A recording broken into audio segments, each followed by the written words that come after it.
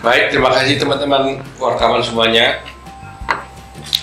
Hari ini DPR Pradi ingin menyampaikan banyak hal perkembangan kasus Vina.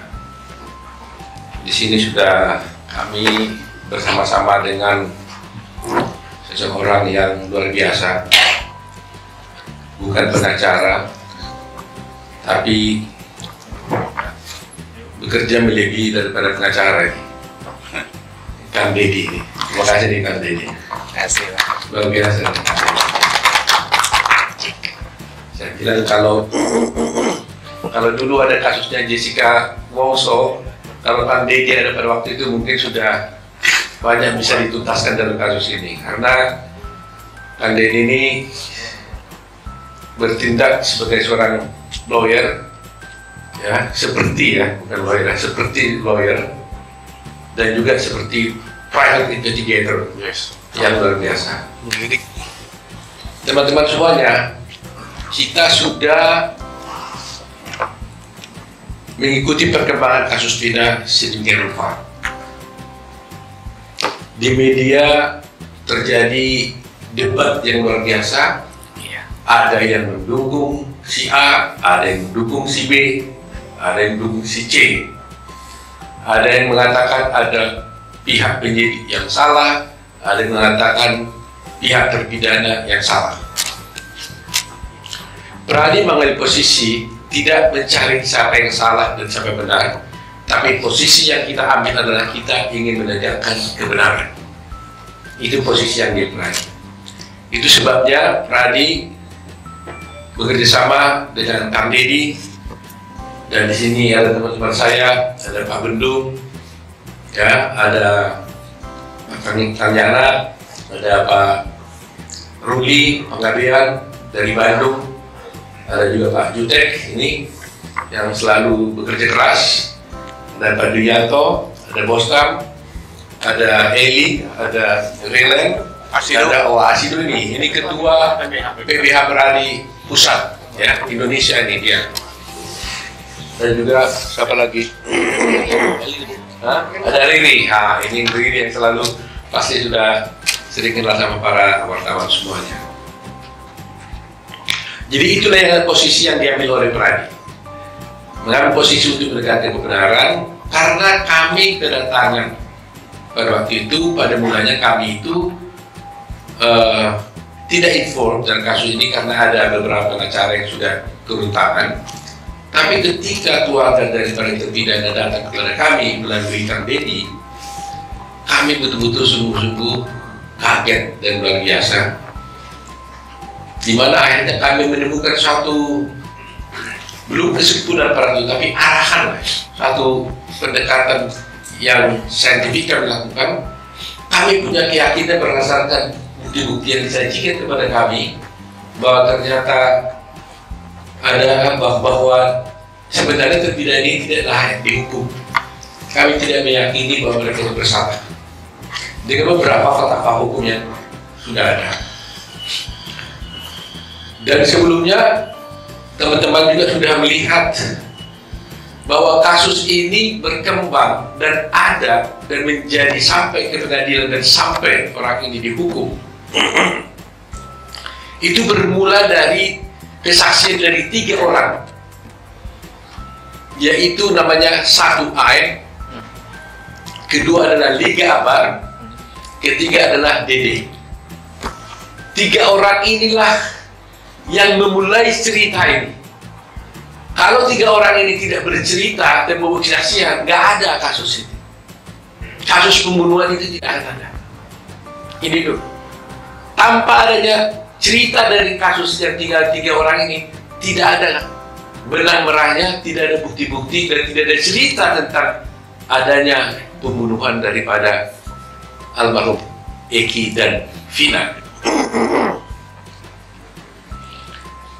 3 orang inilah yang bercerita tentang semua adanya pelemparan-pelemparan, pengejaran-pengejaran, adanya bambu dan sebagainya, termasuk adanya samurai-samurai, batu yang dilempar dan sebagainya. Nah, kita sudah tahu dari 3 orang ini, Liga Akbar sudah mencabut keterangannya dan menyatakan sebenarnya cerita itu tidak benar. Begitu ya? Ya. Hari ini kita mendapatkan bukti yang luar biasa melalui Kang Deddy. Keluarga dari Dede menghubungi Kang Deddy. Kita kedatangan di sini, yaitu Dede.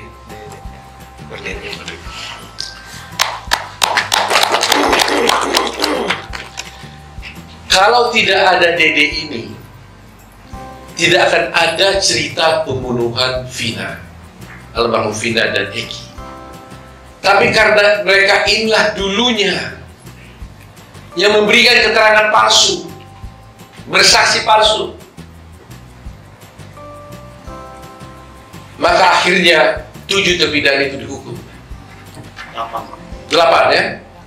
Mereka inilah yang bercerita seakan-akan ada pelemparan batu, seakan-akan ada kejar mengejar, karena ada bambu, pelemparan batu,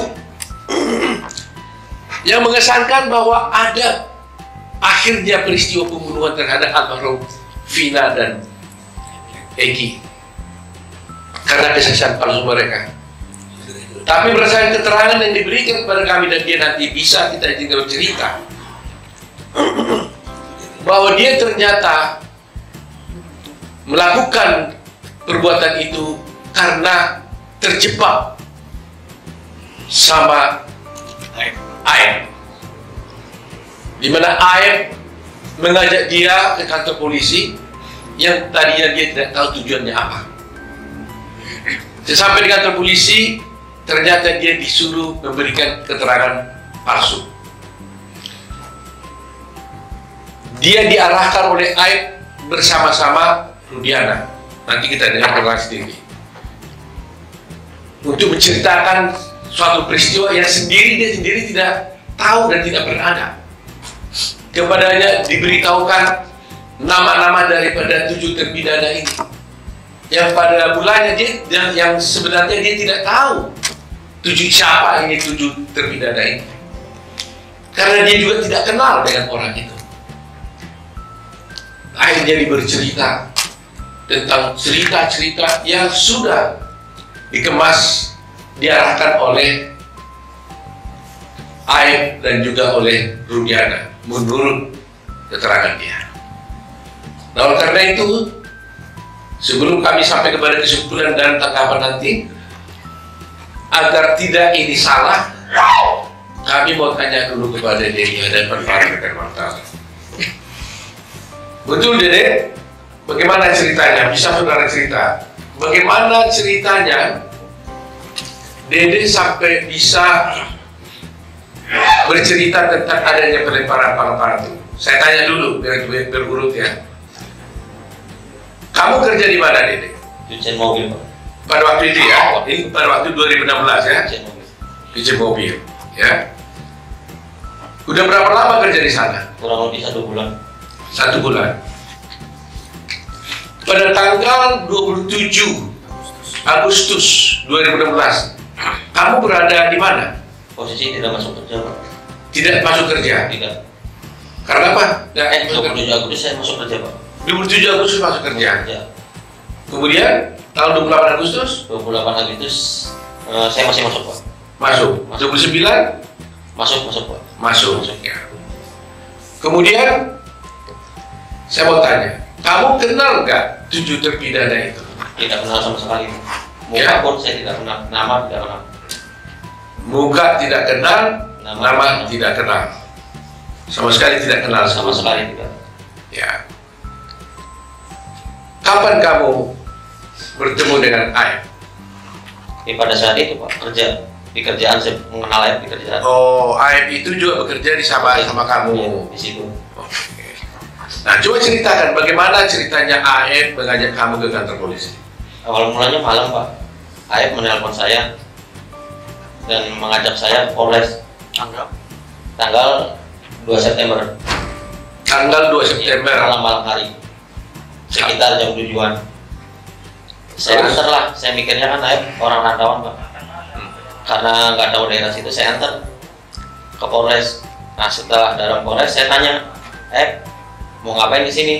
Kata buat keterangan saksi anaknya Pak Rudiana yang meninggal. Nah setelah itu saya tanya, emang mau ngapain, kan kita tidak tahu peristiwa itu. Nah udah, katanya nanti saya arahin, saya ikutin kalau kata saya, dia bilang gitu. Nah terus Pak Rudiana datang lah, saya tanya ke Pak Rudiana juga, Pak Rudiana mau ngapain, buat keterangan apa, saksi anak saya meninggal. Nah disitulah diceritakan, saya nongkrong di warung. Kalau warung itu bener Pak, warung malam, hanya membeli rokok. Cuman ada segerombolan anak nongkrong, pelemparan batu, bambu, pengejaran, segerombolan motor ada di situ. Sebenarnya nggak ada, sudah diceritakan sebelum masuk BAP, sudah diceritakan. Jadi sebelum kamu bertemu dengan Rudiana, kamu kan diajak oleh Rudiana telepon katanya kan? Bukan, saya ditelepon dengan Aib Pak. Ditelepon oleh Aib. Kamu diajak ke kantor polisi. Iya. Waktu kamu diajak ke kantor polisi, kamu tahu tujuannya untuk apa? Belum tahu Pak, saya nanyanya pas sudah masuk ke Polres Pak. Di dalam. Apa katanya waktu kamu diajak ke kantor polisi? Ya saya tanya pas di dalam, mau ngapain di sini? Buat jadi saksi anaknya Pak Rudiana. Enggak, sebelum. Oh saya nggak pernah nanya Pak. Nggak nanya. Pak. Oh diajak aja. Oh antar saya ke kantor polisi gitu. Iya. Oke, setelah kantor polisi, Ya, apa yang terjadi? Ya saya tanya, buat mau ngapain di sini? Buat keterangan saksi kan?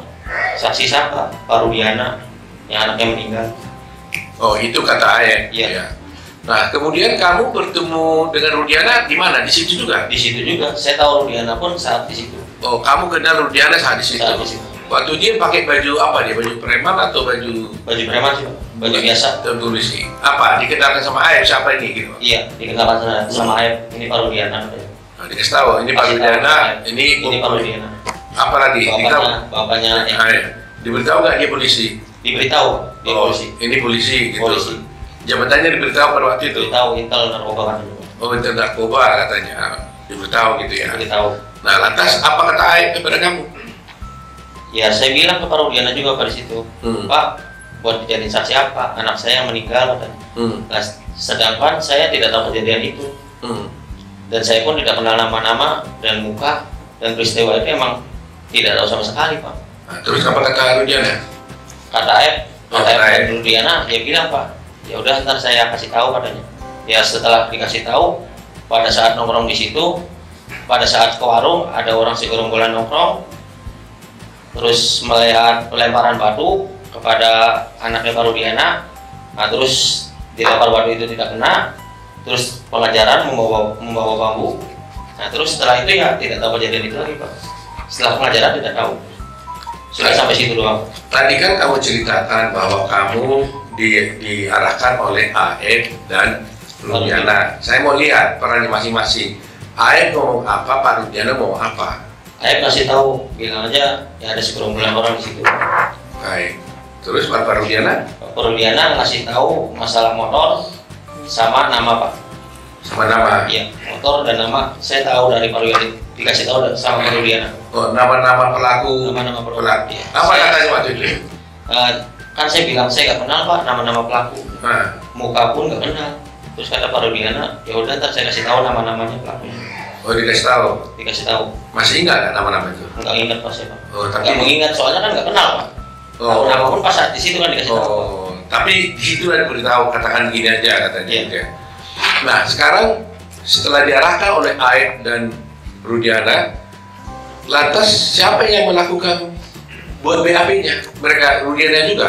Bukan Pak. Oh bukan. Bukan. Siapa? Ya penyidik di situ Pak. Oh penyidik. Penyidik di situ. Jadi kamu diarahkan oleh Aib dan Rudiana dulu. Ya. Setelah itu baru di BAP oleh penyidik yang lain. Iya. Oh. Jadi penyidik yang lain ini nggak pernah mengarahkan kamu lagi dong? Nggak pernah Pak. Yang mengarahkan justru di si Rudiana dan Aibnya gitu. Sebelum masuk itu Pak. Ya karena memang selalu terjadi begitu kan, yang mukuli dengan yang menyidik kan selalu beda. Supaya yang menyidik, kalau upaya menyidik ditanya pernah kamu dipukuli penyidik, pasti nggak pernah pukuli, tapi dipukuli dulu sebelum jadi duluan. Kira-kira begitu cerita-cerita film yang kita nonton lah gitu ya. Ya, kira-kira begitu ya. Nah, jadi sekarang diarahkan oleh ini. Jadi penyidiknya tidak pernah mengarahkan, tapi sudah diarahkan oleh Pak Rudiana dan AF. Begitu ya. Nah, kemudian setelah itu terjadi di BAP? BAP seperti biasa Pak, ditanya aja ya, ditanya. Kau ceritakan seperti yang diarahkan itu. Seperti yang diarahkan sebelum masuk. Ya. Saya mau tanya, kenapa kau mau waktu itu? Sebenarnya hati saya mas sebenarnya nggak mau Pak. Kan saya juga sudah bilang Pak, saya tidak tahu kejadian itu sama sekali dengan AF dengan Pak Rudiana. Nah pada saat itu kan saya rakyat kecil Pak, saya nggak ngerti hukum, sekolah pun saya hanya SMP. Ya saya merasa takut Pak sudah di dalam. Saya bisa apa di situ Pak? Ya tapi kan umpamanya kan kamu kan merasa berbuat, kenapa nggak nolak aja? Apa kamu diiming-iming? Tidak ada sama sekali Pak, diiming-iming. Enggak. Tidak ada sama sekali. Tapi kok kan orang bertanya, kok semudah itu kamu langsung diajak, ya ini langsung kamu mau gitu? Kenapa?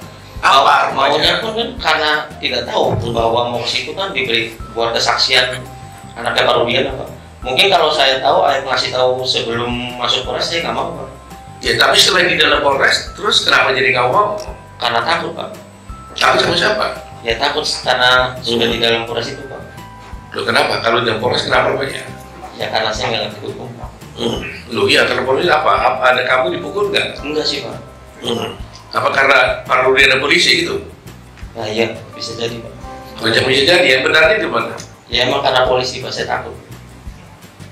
Jadi berarti kamu merasa takut? Iya, merasa takut. Karena sudah berada di kantor polisi? Iya. Karena kamu diminta oleh Pak Rudiana yang polisi? Iya. Kamu ikutin aja? Iya. Nah waktu itu kamu tahu nggak akibatnya itu waktu itu ya? Saya tahu Pak akibatnya. Tapi Tahu saya. Ya setelah di BAP pun kan saya ngomong ke AF Pak. Ya. Saya bilang ke AF, kenapa membuat kesaksian seperti ini kata saya? Kan bakal berat ke depannya. Udah katanya, saya kesal sama terpidana itu Pak. Kata AF? Iya. Kenapa? Karena pernah dipukuli Pak. Oh, si AF cerita bahwa dia pernah dipukuli oleh warga sekitar di situ. Oh, AF merasa apa? Dipukuli oleh warga situ, bukan oleh terpidana. Iya, ya, ada terpidananya. Ada terpidananya. Ya. Jadi merasa kesal ya, Merasa kesal, sehingga diarahkan gitu. Iya benar. Nah, kamu diperiksa itu di mana? Di Polres mana itu? Polres Cirebon. Polres Cirebon.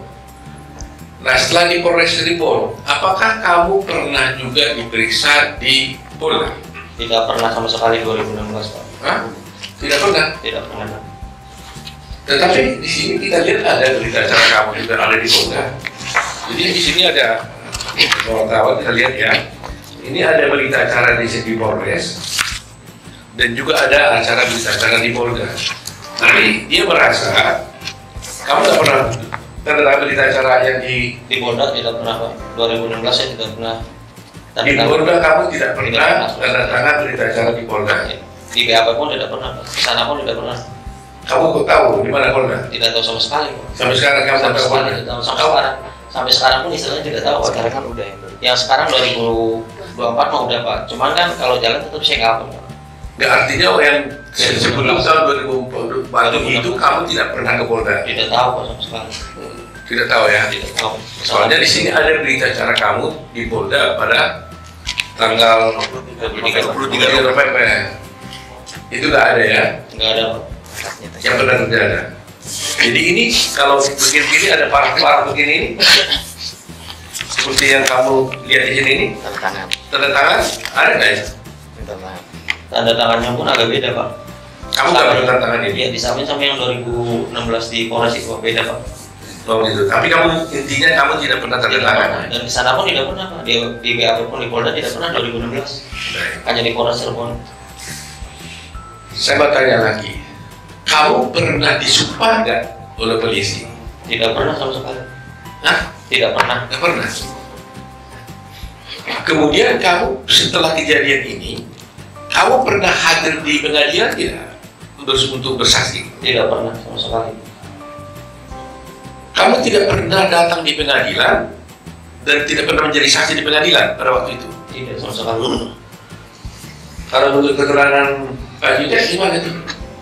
Dia untuk pengadilan dia benar ada kata-kata di situ bahwa dia ada memberikan keterangan di bawah sumpah? Ya, di dalam putusannya. Jadi di dalam putusan, kemudian Pak Juta dia ada, sebenarnya Pak Juta jelaskan, ada memberikan keterangan di bawah sumpah. Bahwa Dede ini memberikan keterangan di bawah sumpah. Ya. Ada dalam putusan. Ada putusan. Padahal dia sendiri tidak pernah datang di pengadilan dan tidak pernah memberikan keterangan apalagi di bawah sumpah. Begitu ya Pak? Iya. Nah, Kenapa tidak datang? nah ini menjadi Ditanya kenapa tidak datang ke pengadilan. jadi ini yang menjadi masalah kita ini. Jadi di pengadilan pun ada putusan menyatakan dia adalah memberikan keterangan di bawah sumpah, padahal dia sendiri tidak pernah datang ke pengadilan, apalagi bersumpah. Saya mau tanya, kok kamu nggak datang ke pengadilan? Kan kamu di berita acara di Polres. Ya, Apa kamu nggak dipanggil pengadilan? dipanggil Pak. Ada surat panggilannya datang. Oh ada. Ada. Terus kurang nggak datang? Nggak datang Pak, karena takut. Cuman saya nanya Pak, pas surat datang, saya nanya Pak Rudiana, Pak ini gimana? Ada surat panggilan dari pengadilan. Udah katanya nggak usah datang, biarin aja. Jadi ada panggilan dari pengadilan Ada. kepada kamu untuk melakukan tugasmu sebagai warga negara bersaksi di pengadilan, tapi kamu dilarang oleh, Dilarang oleh Pak Rudiana. katakan bagaimana katanya? Tidak, Pak, ada surat pengadilan datang kata saya. Bagaimana ini? Nah kata Pak Rudiana, udah nggak usah datang katanya, biarin aja. Jadi Pak Rudiana menurut dia itu tadi menyuruh tidak usah datang ke pengadilan. Ya. Jadi sekali sudah tahu tuh pasal apa yang dilanggar di situ kalau seperti itu kan, melarang orang tidak datang ke pengadilan, padahal itu adalah kewajiban hukum dia. Tapi Rudiana menaati pengadilan. Saudara tahu kenapa kamu dilarang datang ke pengadilan? Tidak tahu Pak, hanya bilang gitu saja. Oh hanya bilang gitu saja. Jangan datang, tidak perlu datang ke pengadilan. Tidak tahu, nggak ada. Pertanyaan saya terakhir ini, jadi kenapa kamu tiba-tiba sekarang mau datang ke sini? Karena saya mikir merasa bersalah Pak. Ya selama 8 tahun pun sebenarnya saya mau jujur Pak, mau mengungkap ini sebenarnya Pak. Cuman saya bingung Pak, mau mengungkap siapa Pak? Pendamping pun saya nggak punya. Sebenarnya selama 8 tahun saya merasa bersalah Pak. Bayangin Pak, saya hidup enak di sini Pak, bisa kerja, bisa nikah istilahnya Pak, sama anak istri bisa bahagia, sedangkan dia di penjara seumur hidup Pak. Ya, saya merasa berdosa Pak, selama 8 tahun, merasa Pak. Nah, saya putuskan kemarin Pak, seminggu sebelum saya bertemu Kang Deddy, saya putuskan benar-benar Pak. Saya tekad saya harus bulat, saya harus terima resikonya, apapun resikonya, entah ada hukuman buat saya terima Pak. Siapa yang menghubungi kamu datang ke Pak Deddy? Inisiatif kamu sendiri atau gimana? Inisiatif saya sendiri Pak, tapi rundingan sama keluarga Pak. Teteh dulu. Oh jadi setelah viral-viral begini, kamu rundingan sama keluarga? Rundingan sama keluarga. Nah, apa? Gimana rundingannya? Ya, Coba cerita. Teteh Pak, sebelum sebulan setengah viral itu Pak, Teteh pernah bilang Pak, Dek, apa datang aja ke Pak Deddy kita? Kata saya bilang, nanti aja lah, karena saya belum siap Pak. Masih takut dan bingung kehilangan pekerjaan Pak.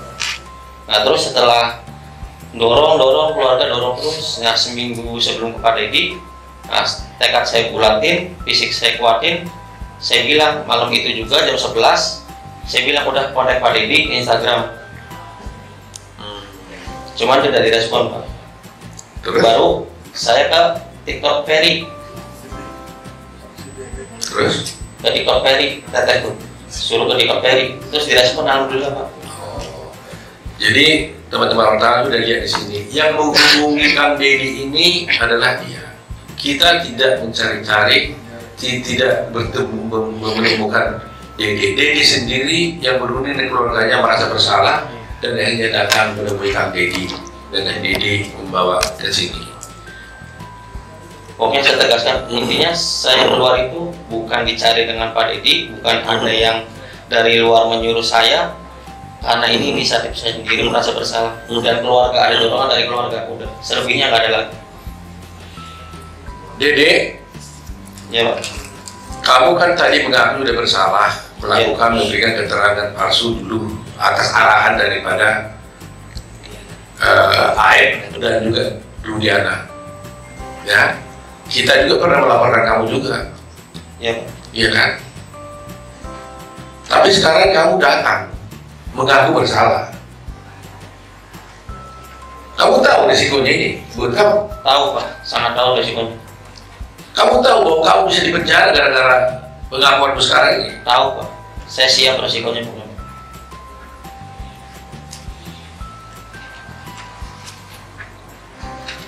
7 orang ini di dalam penjara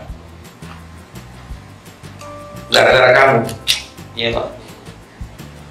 Kamu bersedia nggak masuk penjara supaya 7 orang ini keluar? Sangat bersedia Pak. Yang penting intinya 7 terpidana itu saya mau keluar Pak, bebas. Seperti kehidupan saya kemarin Pak. Karena saya merasa bersalah. Meskipun kamu masuk penjara? Siap Pak. Meskipun saya masuk penjara, menggantikan 7 terpidana itu saya siap Pak. Jadi kamu siap 7 orang keluar, kamu masuk penjara? Siap, sangat siap Pak. Karena kamu merasa bahwa mereka masuk penjara gara-gara kamu? Bukan saya Pak.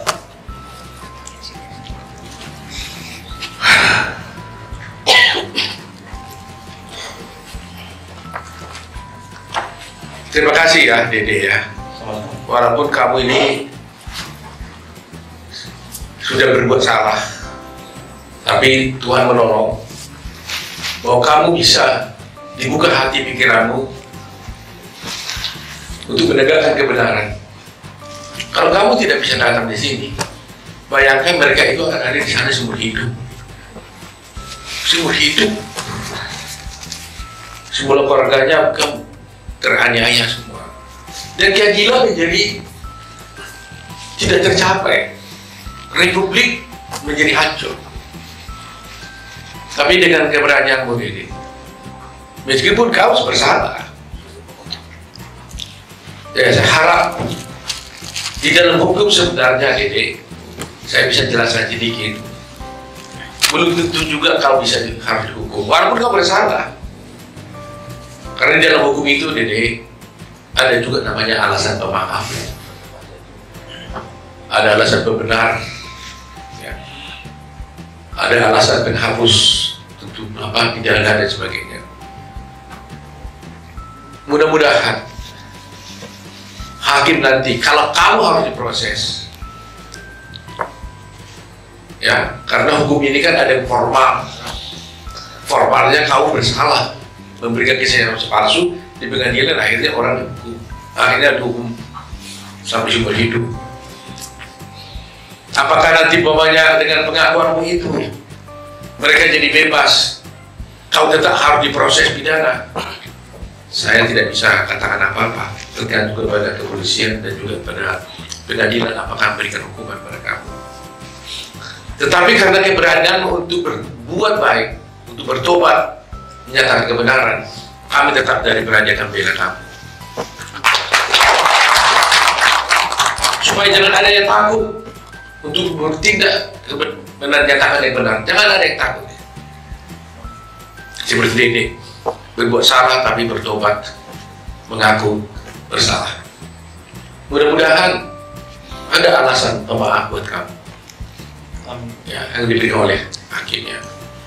Jadi sekali lagi ya, berani kamu ya. Berani Pak. 7 orang keluar, kamu masuk penjara menggantikan mereka. Iya Pak. Intinya saya keluar, pengen 7 terpidana itu saya keluar.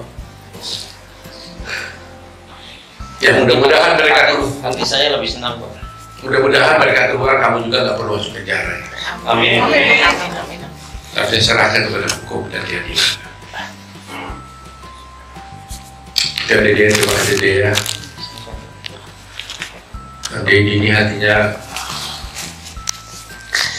apa ya, sampai tak tahan sih Bang Dede. Dengan mata begini, kita para lawyer, hati kita sudah berkali-kali sering digini. Jadi sampai air mata kita udah habis. Karena kita sudah sering melihat kejadian-kejadian seperti ini. Belum kita sudah lihat tragedi bagaimana Jessica Wongso. Sekarang Dede. Saya nggak tahu masih akan ada lagi nggak kasus lain yang bisa terbuka seperti ini. Tapi terus terang aja terima kasih ya kepada para wartawan semuanya. Terus terang aja kalau ada wartawan, media massa, televisi yang mau dengan sepenuh hati mengikuti dan membuka kasus ini nggak terbongkar. Jasamu luar biasa. Jasa para media televisi, baik Instagram, siapapun lah, medsos, netizen di Indonesia ini. Saya atas nama Pradi, atas nama Advokat Indonesia, atas nama keadilan, berterima kasih sebesar-besarnya. Ini belum tuntas memang, tapi dengan adanya gerakan Dedi ini ada Liga Akbar juga, mudah-mudahan menjadi keberanian mereka. Dan sebagai bukti, Dede ini juga sudah datang memberikan keterangannya itu di hadapan notaris. Dia tertangani di hadapan notaris. Semua keterangan dia itu tadi itu. Jadi kita lihat Dede datang bertemu dengan Kang Dedi bukan karena disaring oleh Kang Dedi, tapi dia sendiri yang berunding dengan keluarganya, merasa bahwa dia bersalah, menghubungi Kang Dedi. Ya, dan ini kita ajak ke notaris juga itu atas sukarela dia buat keterangan ini. Besar ya, Dede ya. Artinya dia firm, yakin betul. Nah, mari kita rakyat Indonesia menilai apakah keberanian Dede ini tetap harus kita hormati. Di satu pihak nanti akan ada polemik, di satu pihak dia sudah bersalah, tapi dia di satu pihak dia sudah menjadi pahlawan untuk bisa membongkar kasus ini. Mari kita dukung Dede, mari kita doakan Dede, kita kuatkan hatinya supaya kasus ini bisa terbuka. Dan kepada Kapolri, terima kasih Pak Kapolri karena sudah menugaskan kemarin. Saya lihat ada Kabar Reskrim, Irwasum, Propam turun tangan kasus ini. Mari kita sama-sama membongkar kasus ini untuk tegaknya hukum dan keadilan. Kalau toh ada di sini katakan dia ini bahwa ini pula dari polisi, bukan kepolisian secara institusi. Ini adalah oknum. Oknum. Jangan gara-gara satu oknum tercoreng nama institusi. Jadi kita harus berani ya membuka kasus ini. Jangan gara-gara setitik nilai rusak suci sebelahnya. Jangan gara-gara satu oknum yang berbuat menjadi rusak institusi kepolisian. Kami bukti polisi Pak. Kalau tanpa polisi nggak mungkin ada keamanan di negeri ini. Kami tetap ingin menjaga baik kepolisian. Oleh karena itu apapun kami siap bekerja sama dengan pihak kepolisian seperti yang dilakukan oleh Kang Dedi ini. Dan terus terang Pak, teman-teman semua, para netizen di seluruh Indonesia, menjadi pertanyaan sekarang, kalaulah seperti dikatakan oleh Kang Dedi, si Dedi tadi itu benar, itu hanya rekayasa. Menjadi pertanyaan kita sekarang, apa motifnya dibuat seperti ini? Apa motifnya harus dibuat cerita seperti ini supaya 7 orang ini jadi terdakwa, dihukum seumur hidup? Toh mereka bukan jenderal, bukan orang kaya, bukan politisi. Mereka bekerja hanya kuli bangunan. Apa motifnya? Ini juga mestinya diungkap. Apa motifnya? Kenapa harus seperti itu? Mengarang cerita, mengorbankan banyak orang, membuat negeri kita geger begini luar biasa. Apa motifnya? Nah itu mungkin tugas kepolisian nanti yang bisa mengungkapkannya. Jadi itulah mungkin keterangan kami, mungkin keberadaan kami ini sampai di sini. Ya. Baik, terima kasih Bang Oto dan seluruh kawan-kawan dari Peradi yang hari ini saya muliakan, saya banggakan dan saya kagumi. Dede didampingi oleh ibunda tercinta dan kakaknya tercinta yang mendampinginya dengan sepenuh hati, memberikan ruang bagi putranya untuk menjadi pahlawan bagi keadilan di Republik ini. Air mata saya tidak pernah berhenti berurai. Kenapa? Yang pertama adalah yang dipenjara seumur hidup itu kuli bangunan, rakyat kecil, strata hidup yang sosial yang paling rendah di Indonesia dari sisi pendapatan. Yang dibuat untuk memberikan kesaksian palsunya juga kuli bangunan, rakyat kecil juga. Saya dari tadi bertanya besar, kenapa yang dipenjarakan orang tidak berdosa, yang mempenjarakan jadi saksi palsunya adalah orang tidak berdosa? Kenapa rakyat kecil selalu jadi korban dalam setiap kepentingan perorangan? Pasti ada pertanyaan besar. Kenapa mereka tidak bersaksi? Kenapa mereka 8 tahun bungkam? Problemnya itu hanya 2 setelah saya telusuri. Yang pertama adalah mereka punya rasa takut yang tinggi karena tidak adanya pendampingan hukum bagi mereka. Mereka merasa kalau muncul siapa yang akan jadi pembelanya, harus bayar dari mana uangnya. Yang kedua, mereka juga rasa takut apabila berurusan dengan hukum, berurusan dengan penegakan hukum. Mereka kehabisan waktu untuk memberikan kesaksian di berita acara. Mereka kehabisan waktu untuk menjadi saksi di pengadilan. Waktu itu bagi mereka adalah uang untuk beli beras. Waktu mereka adalah uang untuk beli token listrik. Waktu adalah mereka uang untuk bayar anak-anak sekolah mereka. Dan waktu adalah uang untuk kehidupan mereka dalam setiap hari. Perjalanan ini Bang Oto bukan hanya perjalanan hukum material. Saya memandang dari tadi ini adalah perjalanan spiritual saya. Mungkin beda orang memahami spiritual. Spiritual apa yang saya jalani? Yang pertama, kenapa saya menangis? Saya itu bertanya dalam setiap hari, ya Allah, kenapa saya harus berpisah dengan anak saya? Saya akan berpisah dengan keluarga saya. Hari ini Allah menjawab, kamu berpisah dengan anak-anak kamu biar kamu sendiri dan punya waktu untuk menghabiskan waktumu untuk sebuah penelusuran peristiwa yang pada akhirnya 3 bulan berakhir hari ini.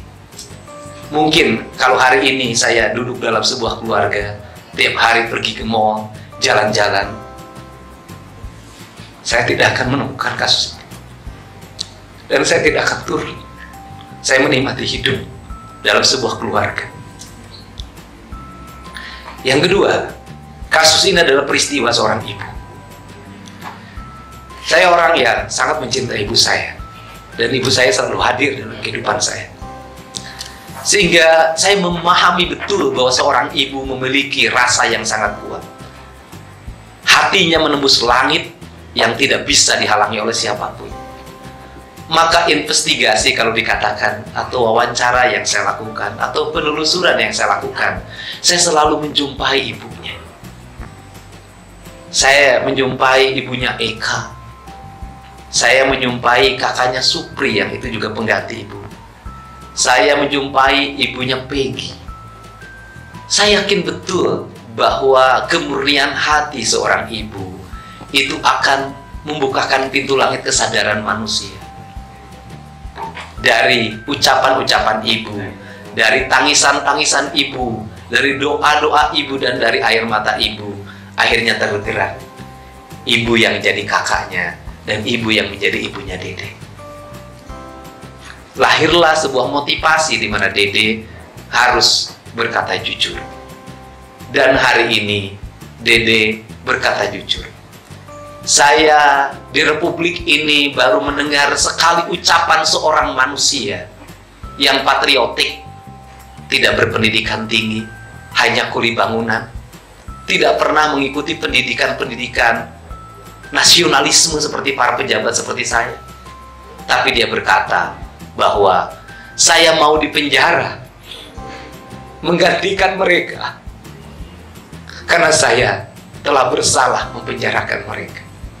Biarkan mereka bebas dan saya masuk dalam penjara itu. Sebentar lagi kita akan ada upacara 17 Agustus. Dia adalah pahlawan di era kini. Dia adalah patriotik di era kini, dan dia adalah kesatria di era ini. Untuk itu, kepada para kesatria, kita harus merasa malu ada kesatria yang sebenarnya.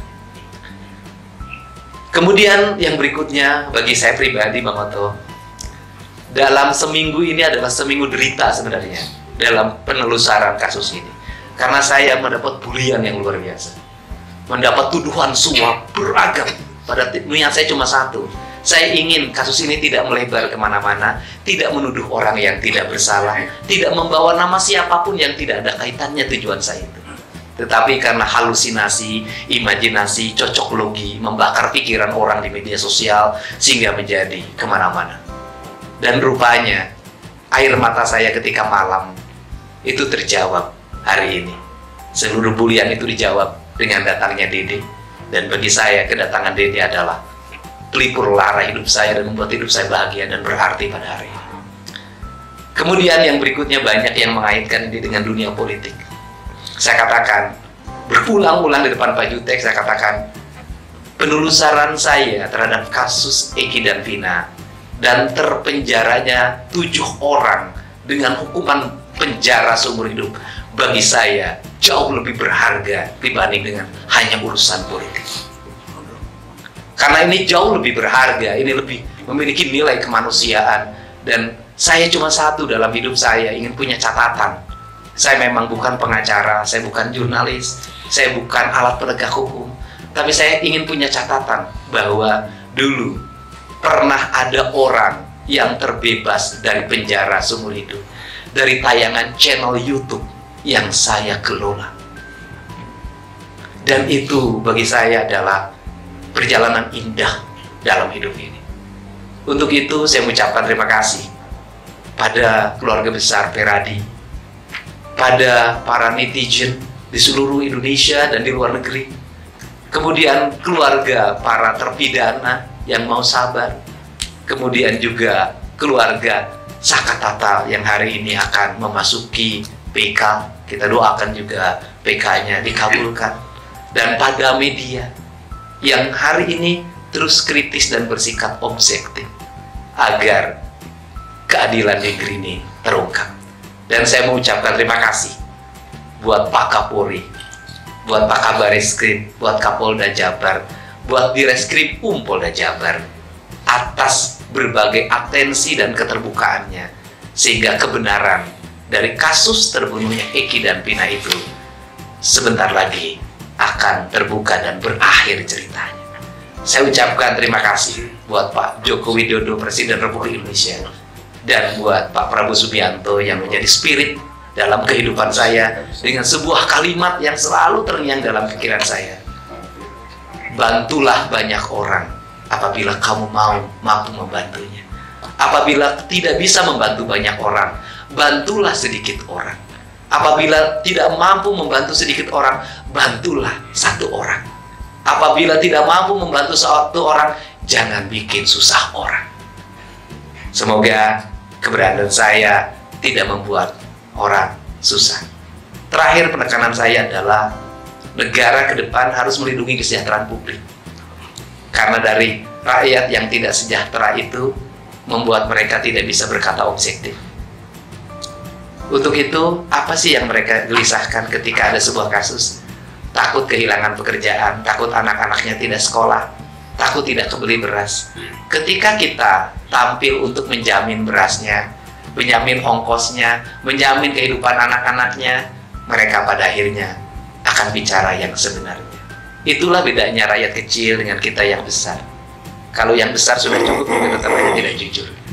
Itu saja, saya ucapkan terima kasih untuk semuanya.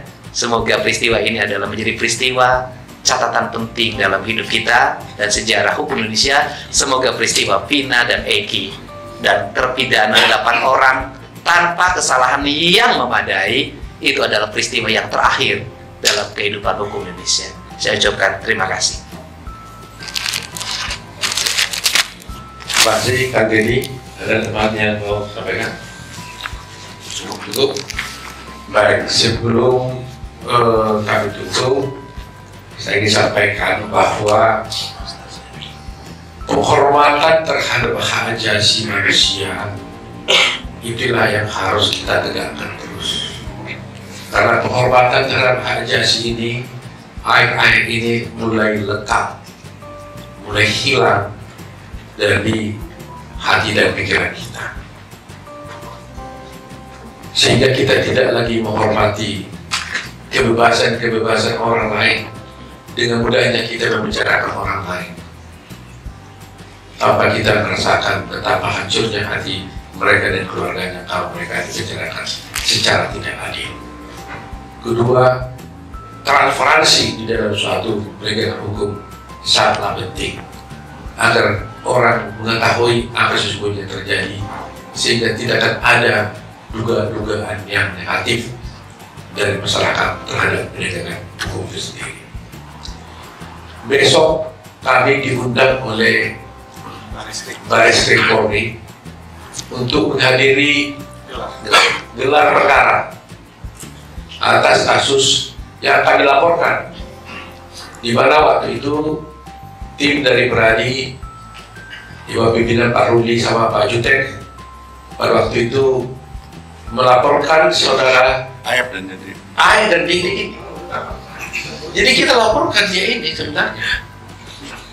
Jadi Ayab kami laporkan ke polisi, kami laporkan juga Ayab ini, Dede ini ke Bareskrim. Tapi akhirnya Dede ini datang ke kami. Ini luar biasa.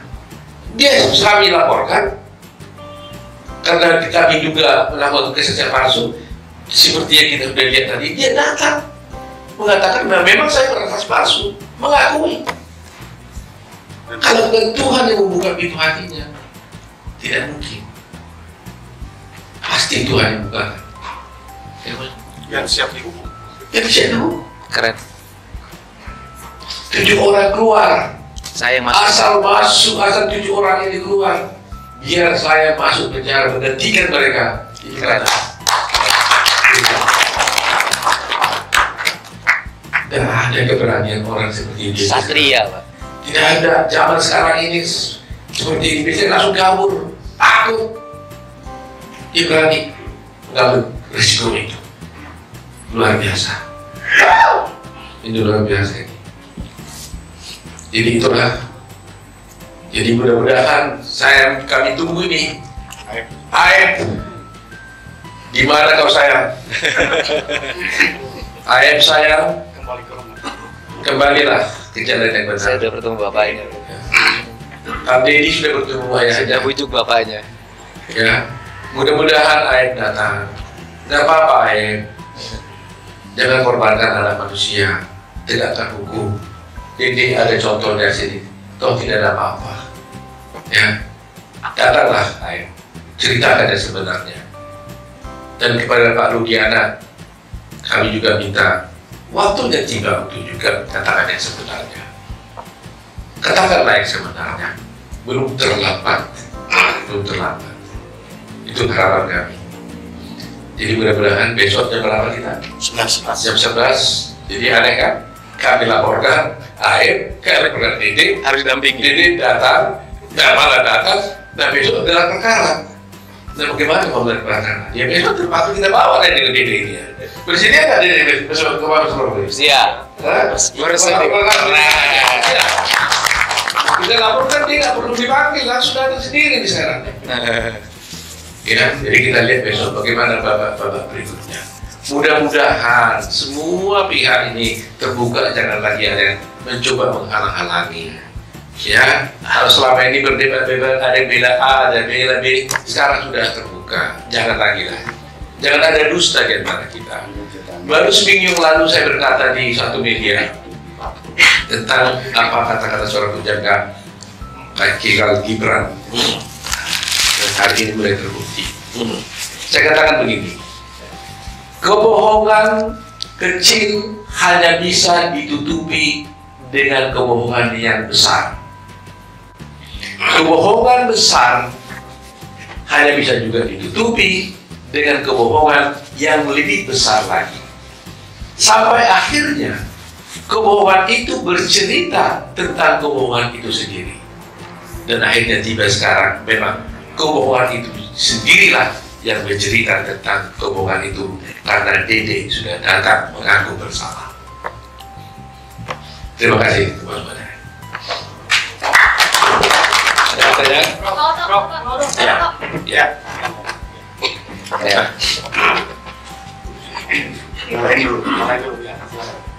Sekarang abang ya, karena tampilannya muda banget. Bang Oto. Beda ya. Foto dan Kang Deddy ya untuk semua. Ada 2 pertanyaan. Dari mana nih? Oh, dari Nusantara Pak. Oke, Trans TV, oke. Sahabat kita. Ini kan tadi baru saja tim kuasa hukum dari Ibu Rudiana mensomasi Kang Deddy dan juga Dede dan Liga Akbar. Nah, itu bagaimana tanggapannya dan juga dari sisi kuasa hukum. Terus yang kedua adalah Pak Rudiana itu menyatakan bahwa dirinya tidak bisa mengungkap atau tampil begitu ya untuk memberikan klarifikasi karena alasannya dia masih sebagai polisi aktif begitu Pak. Apakah itu dari sisi hukum bisa seperti itu? Karena kan sebagai polisi pun harusnya dia kan berpegang di pada hukum dan mereka pun mempunyai, bahkan dia sekarang mempunyai tim kuasa hukum sendiri. Apakah mungkin seperti itu? Terus terang aja ya, Kak Deddy udah terima somasi? Belum. Belum terima somasi. Dede udah terima somasi? Belum ada itu somasinya tuh. Masih terbuka tadi. So terbuka. Bilang apa dia? Oh, bersomasi. Bilang apa? Ini Hah? masih terbuka. Coba terbuka untuk bilang apa somasinya? Apa ya? terkait apa itu hoax gitu. Oh, bahwa yang dikatakannya itu tidak benar. Iya, betul. Bagaimana dia udah ngomong sendiri kok nggak benar gimana? Yang bersedia masuk penjara. Kan dia menceritakan apa yang dia alaminya, dilihatnya sendiri, Iya. diketahuinya sendiri. Bagaimana bisa dikatakan hoax? Iya kan? Dia mengatakan saya memberikan keterangan yang tidak benar atas arahan dari siapa? Pak Rudiana dan Ayah, ya kan? Pak Deddy ini justru harus juga pahlawan mau mengungkap kebenaran, kok jadi disomasi? Salah Kang Deddy apa? Merekam, memvideokan dan mempublikasikan keterangan Dede. Loh, kalau gitu saya kena somasi lagi dong nanti saya ini. Kang Deddy itu melakukan investigasi penelusuran. Katanya dadakan. Loh, itu kan kewajiban seorang warga negara, bukan hanya hak. Wajib kita, bukan wajib lah, hak dari warga negara ya. Ya, hak bukan kewajiban, hak dari warga negara. Ya, dan harus berterima kasih kalau ada seperti ini. Kecuali investigasinya itu melanggar hukum, kan tidak ada melanggar hukum. Kan sudah tadi katakan Dede datang menghubungi Kang Deddy. Iya. Ini ibu nanya, betul ya Bu ya? Iya. Ini kakaknya yang Ini datang ke rumah saya. datang ke rumah Kang Deddy kan, minta tolong pada Deddy supaya ini dibantu dijelaskan gitu ya. Terus apa yang salah? Yang kuasa hukumnya siapa yang somasi? Perhati itu apa itu? Elsa Sarif. Oh, Elsa Sarif. Ya saya pikir supaya jangan salah kami tunggu dulu lah ya, biar Kang Deddy nanti lihat dulu somasinya. Takut kita berlebihan menanggapi ya. Kami baca dulu dah. Kami belum mendengar tadi itu. Tapi Kang Deddy dan Dede sendiri disuruh minta maaf ke media gitu Bang. Ya saya tanya aja ke Deddy-nya.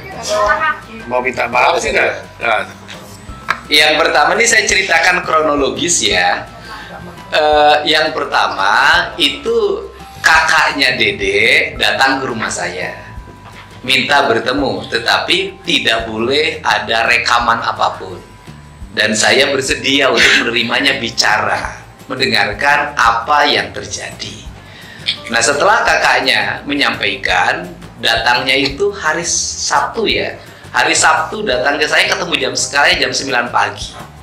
Nah kemudian saya nanya balik, dedeknya di mana? Dedeknya sekarang lagi kuli bangunan di BSD Tangerang. Video call. Saya ini orangnya itu selalu ingin ngambil tindakan cepat. Karena bagi saya 1 detik 1 menit itu kesaksian penting, dan 1 detik 1 menit itu ancaman berbahaya. Sehingga pada waktu itu juga Dede saya jemput oleh tim saya, dijemput. Kemudian dengan nggak usah takut urusan kuli, di tempat saya kulian banyak. Gitu. Dede tenang aja. Ketemu saya, setelah ketemu saya langsung tidak ada blak-blak, saya jalan, Dede jalan, itu langsung ketemu dan langsung saya rekam. Jadi apa yang tayangan di media channel YouTube saya nggak ada itu rekayasa, semuanya lahir secara alamiah. Tidak ada itu, tidak ada rencana apapun. Dia bercerita dan saya sampai ganti-ganti tempat karena waktu itu lagi ada pengajian jadi suaranya kurang kerekam. Nah, Dede bercerita apapun. Nah, kemudian maka saya menyampaikan tidak ada satu detik pun yang dipotong dan tidak ada kalimat tambahan yang dibuat. Itu ciri khas channel yang saya buat. Tidak pernah itu. Dia kalau 30 menit ya 30 menit, ya kalau 23 menit ya 23 menit. Itu pas. Nah, kemudian kalau hari ini Dede disuruh minta maaf, ya saya tanya, Dede mau minta maaf enggak? Apa? Ya, Dedenya tidak mau minta maaf, gitu kan? Ya, kemudian kalau ditanya, kenapa Kang Dedi menginvestigasi? Apa kapasitasnya? Saya sih jujur aja nggak menginvestigasi, itu nggak ada niat investigasi. Saya hanya ingin mengetahui ini teh apa sih sebenarnya yang terjadi. Sebenarnya kalau kita mau bicara jujur, yang harus diinvestigasi, yang harus disomasi itu yang kesurupan. Karena itu yang kesurupan harus disomasi sebenarnya. Kenapa Anda harus kesurupan? Kan gitu. Dan kemudian karena yang pertama itu kan bahwa peristiwa ini pembunuhan kan dari kesurupan. Peristiwa ini dianggap pembunuhan itu kan dari kesurupan, sampai menyebut nama Egy dan diperkosa, katanya ditunjukin ini diperkosa, terus kemungkinan ya katanya ada 11. Pertanyaannya kenapa yang nggak kesurupan nggak di BAP? Nanti malam kita ketemu. Kemudian itu yang isi kesurupannya kenapa nggak dihadirkan untuk di BAP? Nah, itu sebenarnya awalnya kan dari situ. Nah, kemudian saya hanya andai kata ya kalau saya mah tukang minta maaf, ya kan? Maafin aku deh kalau ada ucapan aku yang tidak berkenan. Gitu aja kan, nggak apa-apa. Takut ada ucapan saya yang dianggap kasar, ucapan saya yang dianggap tidak berkenan gitu loh. Itu aja, saya kan itu saja. Nah, tetapi kalau minta maaf karena menayangkan ini, ya tanya aja yang saya kan hanya merekam kata Dede. Lebih baik saya minta maaf kepada narapidana dan keluarganya.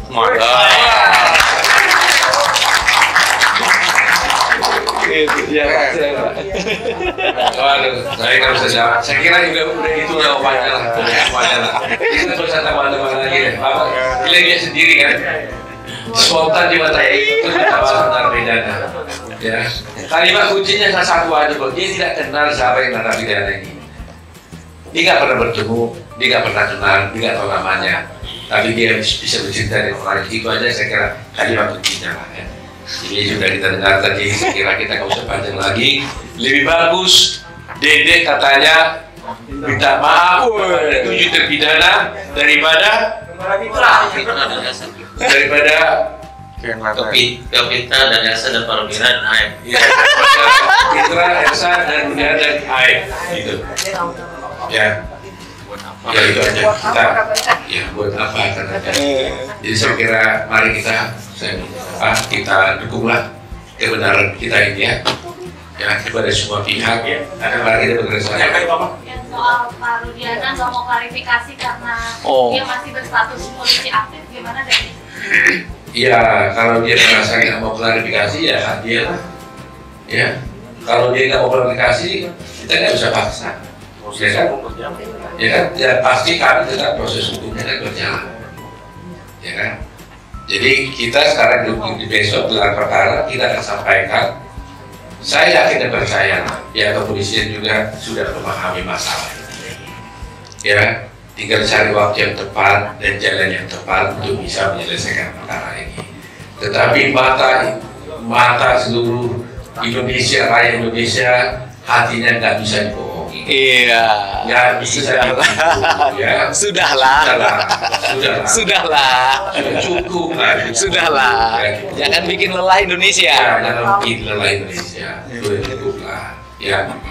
Ya terlalu apa ya? Dramanya jangan terlalu panjang. Tadi sudah katakan, jangan sampai kebohongan itu bercerita tentang kebohongan itu sendiri. Ya, jadi saya kira itu cukup lah. Jadi kalau saya kira tidak ada lagi yang bisa saya sampaikan. Ada yang terkait? Ya. Ini kan Dede dilaporkan ya. Terus sekarang menjadi kliennya atau gimana? Oh, tim khusus. Ada beda. Yang lapor, jadi gini, kita coba dari Pradi ya. Nanti kita akan pikirkan bagaimana caranya untuk menyelesaikan persoalannya. Ada ilmunya lah. Ya, ada caranya lah. Karena kami juga tidak boleh melanggar kode etik. Tapi demi kebaikan kita akan tetap bela. Iya. Caranya belanya, siapa yang bela itu nanti kita bisa atur. Tapi yang pasti kami merasa terhormat, tertolong, negeri ini merasa tertolong karena dia mau hadir tanpa kita panggil dan mau menunjukkan kebenaran itu. Saya kira itu saja. Ya Pak, ini Bang, ada disampaikan. Barangkali teman-teman masih ingat kalimat spontan saya ketika di Bareskrim. Kau yang memulai, kau yang mengakhiri, kau yang menyalakan, kau yang harus memenangkan. Ya, cukup ya. Mantap.